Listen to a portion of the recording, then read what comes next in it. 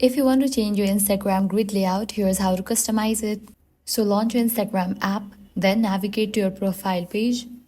Over here, you're gonna find all the posts. Now that Instagram has updated the grid from squares to rectangles on both iPhone and Android, even though the new layout is rectangular by default, you can still adjust the appearance of each individual photo or video. Just open any post and use the adjust preview option, where you can drag the image around with your finger or tap the fit button to switch between square style framing and the new rectangular view. You can also change the background to match the look you want.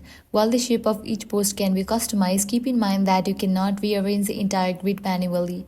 The only way to change the order is by pinning posts to your profile. Anything you pin stays at the top and the rest of the posts remain in the chronological order underneath. Still, you can always edit any image or video to control how it's cropped and framed so your grid looks exactly the way you want.